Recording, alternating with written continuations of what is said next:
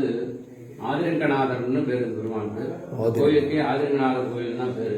இந்த பெருமாள் எப்படி வந்தாருன்னா, இந்த திருமங்கையாழ்வார் பாடும்போது இந்த பெருமாள் வந்து 5வது பட்டா இந்த கோயில் திறக்காலப்பெல்லாம் கோயில் திறந்து மூடிட்டு அவர் வரும்போது தேவதாயிகளாம் ரொம்ப நாளா வச்சுருக்கு. இது வந்து பிரளய காலத்துல இந்த பெருமாள் பூமிக்குள்ள போயிட்டாராம். பூமிக்குள்ள போனதுனால அந்த பெருமாள் வந்து கண்டுபிடிக்க முடியல. அப்படியே போயிட்டா பிரளய காலத்துல திருமங்கையாழ்வார் காலத்துல பாடிட்டு அப்படியே அனுப்பினாங்க. இந்த பெருமாள் என்ன பண்ணிருக்காரு, அங்க போய் முன்னே வண்ணம் பாலின் வண்ணம்னு சொல்லிட்டு தன்னுடைய வண்ணத்தை பெருசாக காமிச்சு அங்க சாகசாரிச்சு பண்ணதாக சொல்றான் பெரியவா.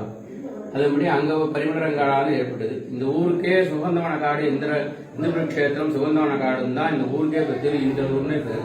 சந்திரனுடைய சாபத்துக்கு விமோச்சனங்கிறதுனால பெருமாள் அங்க சந்திரன் திருவடியில பூஜை பண்ணிட்டு இருக்க. இங்கேயும் அதே மாதிரி திருவடியில சந்திரன் இருந்து பூஜை பண்ணிட்டு இருக்க. இங்கேயும் தலைமாட்டில் வந்து சாயர் கங்கத்தையர் காவியத்தையர் இருக்க. அதே மாதிரி இப்ப இந்த பெருமாள் ஆதிரங்கம்னு ஏற்பட்டு ஆதிரங்கநாதர்னு பேர் சொல்லிட்டு இன்னைக்கும் வருஷத்துல 2 உற்சவத்த காலத்துல இந்த பெருமாளை வந்து உத்தரவு வாங்கிட்டு இங்கேருந்து மிருத்தியோ, அதாவது அந்த பெருமாள் பூமியிலேருந்து வந்ததுனால இந்த மண்ணை எடுத்துட்டு போய் பாலிகைக்கு இது பண்ணி பிரதிஷ்டை பண்ணி இந்த பெருமாள் உத்தரவு வாங்கிட்டு தான் போய் அங்கே கொடியேற்றுறாரு வருஷத்துக்கு 2 நாள். அதுபடி இங்கே எல்லா பூஜைகளுக்கும் போய் நடந்து பண்ணிட்டு இருக்கு. வருஷத்துக்கு 1 நாள் இவருக்கும் திருமஞ்சனம் உண்டு.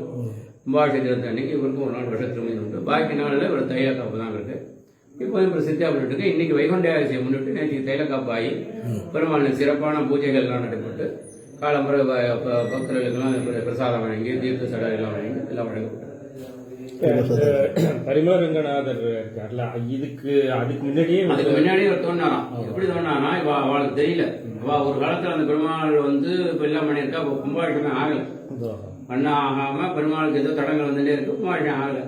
அப்ப ஒரு நாள் திடீர்னு வந்து தர்மகர்த்தாக்கும் அந்த கோயில் பட்டாச்சாருக்கும் கனவுல இது பண்ணி, இதேமாதிரி நான் இங்க பூமிக்கு அடியில் இருக்கேன், என்ன நீங்க தூக்கி வச்சுட்டு நீங்க வந்து பூஜை பண்ணா இதாயிடும்னு சொல்லி சொன்ன உடனே, ஆகா இந்த பெருமாள் சின்ன பெருமாள், இவர் வந்து சின்னவரா தேவதாயிரம், அவர் பெரிய ரூபமா தேவதாயிரம்.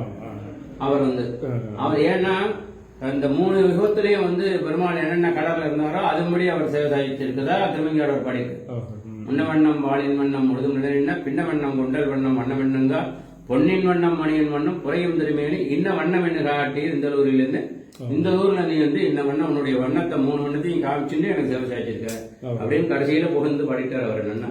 அதனால அங்க பிரசித்தமா போய் அந்த காலத்துல இருந்தே இப்படி வந்து பூஜை பண்ண போயிடு.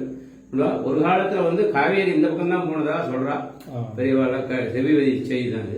காவேரி இந்த பக்கம் கரிகால சோழன் காலத்துல காவேரி நேர் பண்ணும்போது காவேரி அந்த பக்கம் போயிடுது அப்படின்னு சொல்றா. இந்துக்கும் புஷ்கரணி ஏற்ற மாதிரி பெரிய புஷ்கரணி இருக்கு. இன்னைக்கு அந்த புஷ்கரணி எப்போதும் எதிர்ப்பு அதே மாதிரி அந்த புஷ்கரணியும் இருந்துருக்கு. அந்த பெருமாளுக்கும் தொடர்பு வந்து இதுதான்.